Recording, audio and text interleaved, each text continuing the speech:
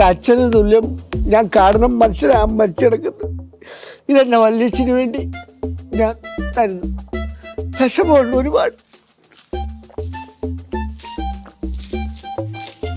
അച്ഛോ ഹജാറിന്റെ കൂട്ട് തന്നെ ഇത് മാട്ടയാ. ഹലോ, നമസ്കാരം. അറിയാം, നീ ഹലോ വെക്കും, നമസ്കാരം പറയും, പിന്നെ എൻ്റെ പേര് വയ്ക്കും, ഞാൻ പേര് അങ്ങോട്ട് തിരിച്ചും പറയും. അങ്ങനെ നമ്മൾ തമ്മിൽ ഒരു ഡീപ്പ് ബന്ധമാവും. പിന്നെ നീ ഇതിനകത്തു നിന്ന് ഒരു പെഗ് ചോദിക്കും. അപ്പം ഡീപ്പ് ബന്ധമായ ഒരു ഫ്രണ്ടിന് ഞാൻ തീർച്ചയായിട്ടും തരണ്ടേ. അങ്ങനെ ഒരു പ്രോസസ്സിലൂടെ എനിക്ക് ഈ മദ്യം തീർക്കാൻ താല്പര്യമില്ല. മുന്നേ നീ പൊക്കോ.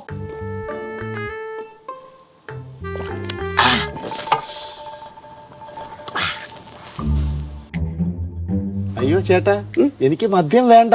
പിന്നെ നീ ടച്ചൈസിന് വന്നതാണോ? നീ ഉദ്ദേശിക്കുന്ന ടച്ചൈസിൽ വിടില്ല. ഈ അച്ചാർ മാത്രമേ ഉള്ളൂ, വേണമെങ്കിൽ നക്കിക്കോ. ചിരി എടുക്കാള്. അതെ, ചേട്ടന്റെ പേരെന്താ? എൻ്റെ പേര് അനി. ചേട്ടനാണ് അനി?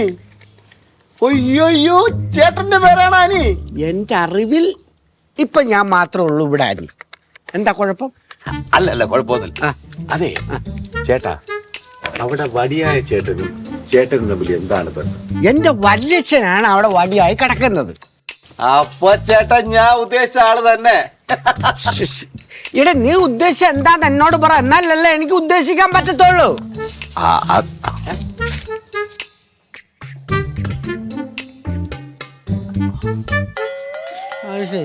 ഇവിടുത്തെ മിന്നലെഴുക്കാരനാ. ആ വന്നതും അറിയത്തില്ല, പോണതും അറിയത്തില്ല.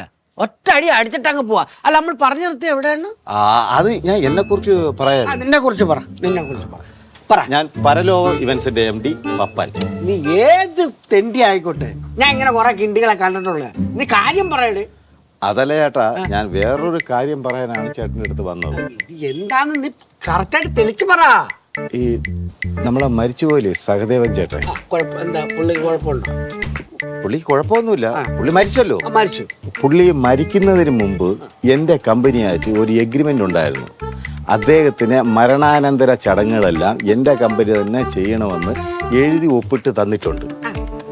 എന്ത് സഹായത്തിനും എൻ്റെ അനിയെ കണ്ടാൽ മതിയെന്നും പറഞ്ഞു. അങ്ങനെ വല്യച്ഛനും ഒരിക്കലും പറയത്തില്ല. പറഞ്ഞു. സത്യം.